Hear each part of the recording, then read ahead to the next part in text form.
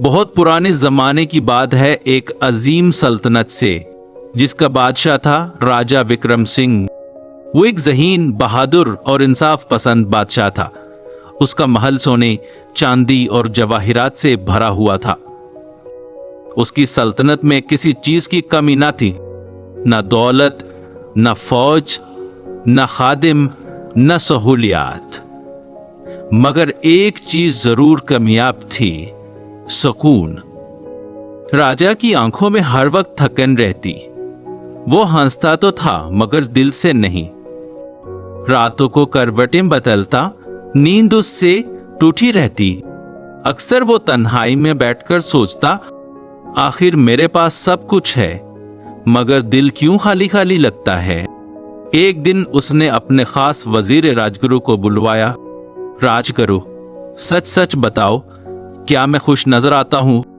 राजगुरु ने आहिस्ता से कहा, महाराज, जो आपके चेहरे पर रोशनी है मगर दिल में अंधेरा है। राज्य चौंका, अंधेरा मतलब? राजन, आपने कभी दिल की तरफ नहीं देखा। आप जिस्म को राहत देते रही मगर दिल को भूखा रखा। राजा देर तक खामोश रहा। इस रात उसने कसम खाई, अब मैं सच का पता लगा कर रहूंगा कि असल खुशी कहां छुपी है। अगले दिन राजा महल के दरवाजे पर खड़ा था जब उसकी नजर एक फकीर पर पड़ी। फकीर का चेहरा धूप से झुलसा हुआ था, कपड़े पुराने और फटे हुए, मगर चेहरे पर ऐसी मुस्कुराहट थी जो राजा ने मुद्दतों से किसी में नहीं देखी थी। राजा ने सिपाही को हुक्म दिया, ऐस फकीर को अंदर लाओ। फकीर महल में दाखिल हुआ जैसे वो डरता ही ना हो। सलामत रहो महाराज, कैसा हाल है? राजा ने हैरानी से पूछा, तुम कौन हो? बस एक राही हूं, दुनिया की सच्चाई ढूंढता हूं। राजा ने गहरी सांस ली। तो तुम खुश हो? फकीर ने हंसते हुए कहा, जी महाराज, बेहद खुश हूं।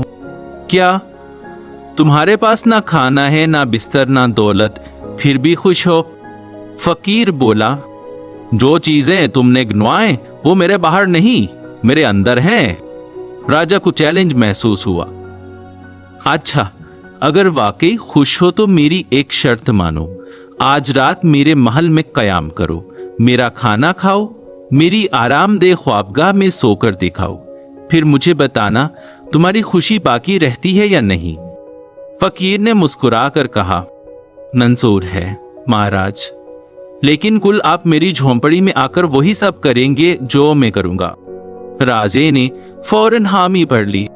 उस रात फकीर को महल के सबसे शानदार कमरे में ठहराया गया। खादिम उसे जाफरानी दूध, चांदी के बर्तनों में मगज भरे खाने, अत्र में बसे बिस्तर और रेशमी कपड़े देने लगे। फकीर ने सब कुछ लिया मगर खामोश रहा। रात को जब बिस्तर पर लेटा तो नींद ना आई। उसने खिड़की खोली और आसमान की तरफ देखकर आहिस्ता से कहा, ये बिस्तर तो नरम है लेकिन मेरा दिल सख्त हो गया है। ये खाने तो मजेदार हैं लेकिन रो खाली है। अगली सुबह राजा आया। क्या खूब नींद आई फकीर? फकीर ने सर हिलाया। नहीं महाराज, जिस्म तो आराम में था लेकिन दिल बेचैन रहा। अब राजा की बारी थी। वो महल के तमाम आराम छोड़कर फकीर के साथ उसकी छोटी सी झोंपड़ी में आया।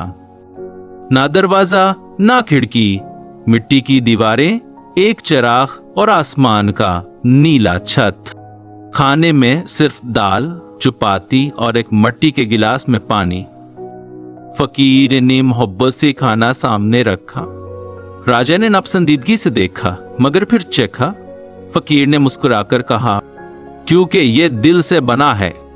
फिर दोनों बाहर बैठ गए। ठंडी हवा चल रही थी। फकीर ने कहा, आंखें बंद करें, आवाजों को सुने, अपने दिल की बात सुने। राजा ने आंखें बंद की और पहली बार उसे खामोशी ने थामा। कोई खादिम नहीं, कोई शोर नहीं, सिर्फ वो और उसका दिल। रात को सोते हुए राजा ने कहा, ये मिट्टी का फर्श, आसमान की छत और तुम्हारी बातें, पहली बार दिल को सुकून मिला है। अगले दिन जब राजा वापस महल आया तो सब हैरान थे। इसके चेहरे पर सुकून था। महाराज, सब खैरियत? राजा ने कहा, हाँ, अब मैं जान गया हूं कि महल में रहकर भी फकीर बना जा सकता है और झोंपड़ी में रहकर भी राजा। उस दिन के बाद राजा ने अपने महल के एक कमरे को फकीरी कमरा बनाया, जहां वो रोज कुछ वक्त सिर्फ खुद के साथ गुजारता, खामोशी में, सादगी के साथ। फकीर उसका करीबी दोस्त बन गया। लोग कहते हैं कि वो फकीर नहीं, कोई दानिशमंद दरवेश था जो राजा को राह दिखाने आया था। असल सुकून चीजों में नहीं, एहसास में होता है। हमें जो खुशी चाहिए वो बाहर नहीं, हमारे दिल के अंदर छुपी होती है। अगर हम सादगी, शुक्रगुजारी और मोहब्बत से जिएं तो बादशाही खुद ब खुद मिल जाती है।